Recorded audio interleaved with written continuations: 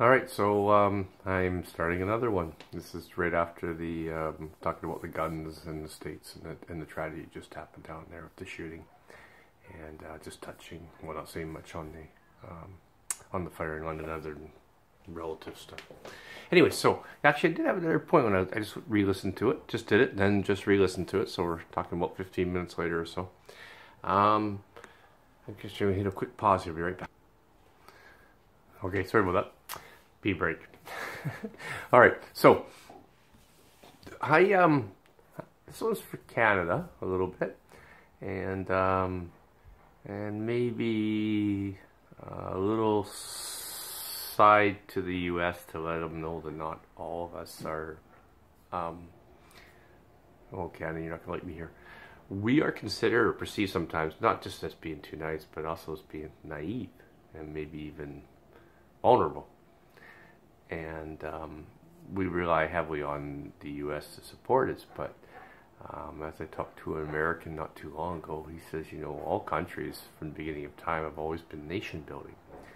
And what he was hinting me at is that U.S. is a nation building country that has been getting weakened over the last while, and kind of is fighting back in different avenues in different ways, and they're.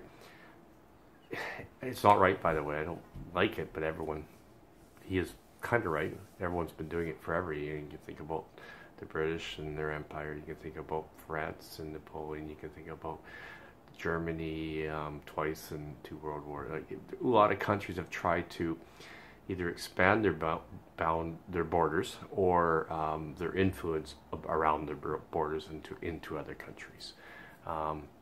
And you look at the U.S., how upset they are that Russia might have been part of, you know, influencing their elections. Well, I guarantee you Russia and other countries have been trying to influence the U.S., and the U.S. has been very, very famous for getting involved in a lot of countries' politics and who runs the country and stuff.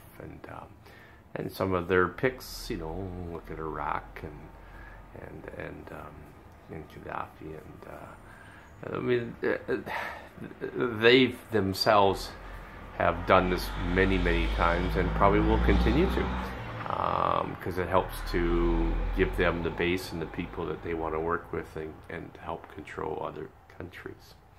So, Canada, we can't be too naive. We have a humongous border with the U.S., and we have a lot of things that they may need in the future.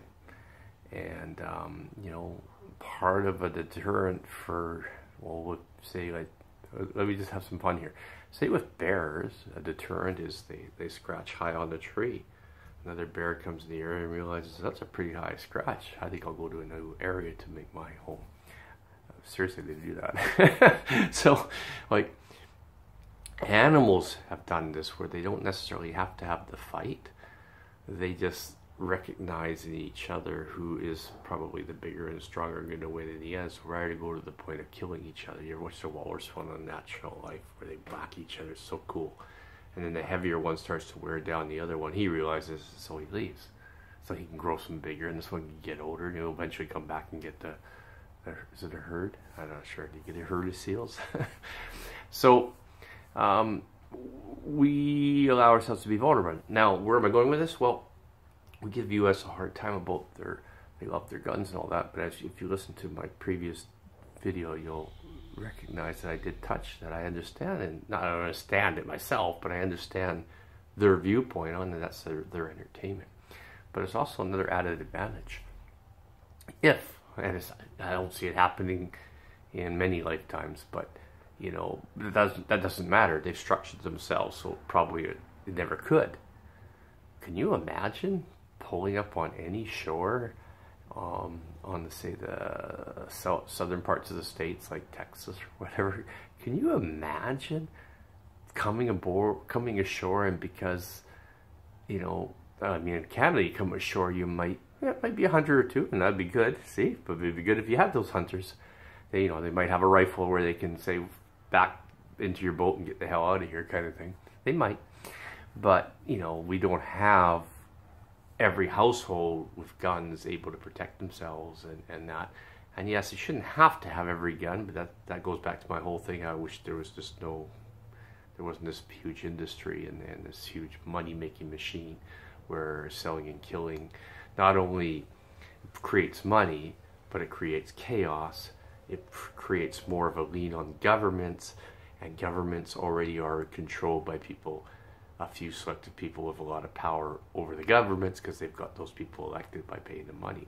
So there's a whole bunch of layers to this on purpose. So chaos and confusion, and whenever you need, people might be seeing what's going on, we'll just push it over here, another country, or into, terrorists within, or like just cause chaos so that the focus goes away from the fact that maybe it's still the selective few who benefit the most, controlling the world. Go back to that. Can you imagine landing and trying to invade anywhere in Texas? Go ahead. Good luck. Good luck to you. Can you imagine pulling your gun out and trying to threaten someone in any one of those areas? Good luck.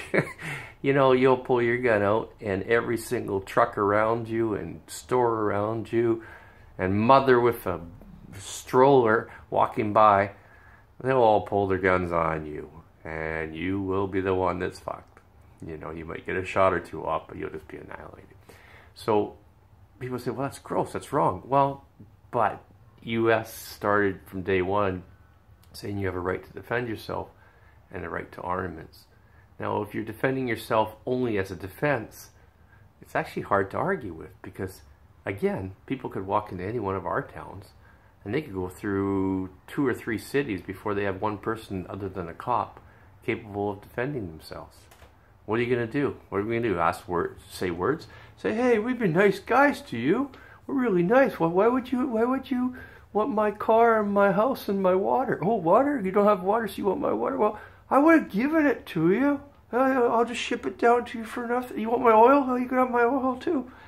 And that might be what they do one day. And I think right now they're just buying us. So they still have the company heads, and they still have the dollars behind it. And they're getting to export stuff right out of our country. We're not even having control of it.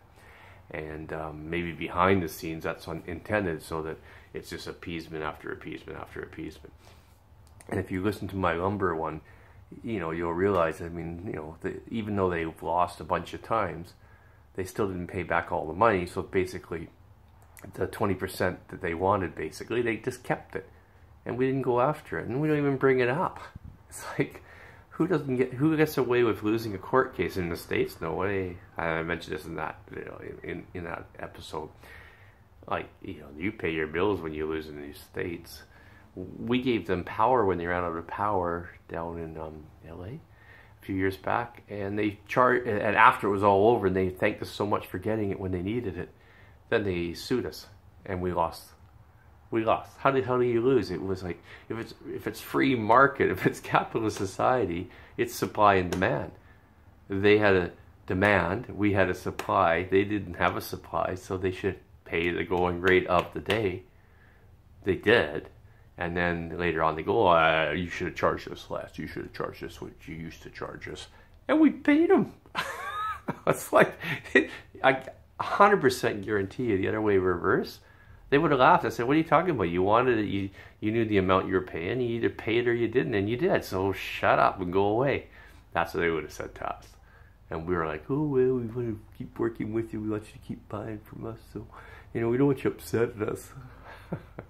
So in some ways you have to have a deterrent, and deterrents sometimes are standing up, being brave, and speaking your piece. And then you better have a little more than that, which means, I don't want a gun in every household at all, but I'm not going to condemn them for doing it because that their viewpoint hasn't hurt them. Nobody would feel safe trying to invade the states. It would be street by street by street, and like I say, they practice every weekend. Some of those guys have pretty good shots, and they have pretty good machinery. Like, we're talking AKs, all kinds of stuff. Those guys are well equipped. They can all defend themselves and probably hold out for quite a while. All right, I'm going to see what this one sounds like, and that sort of hopefully circles that little bit of the last one. Cheers. Danny Gamble.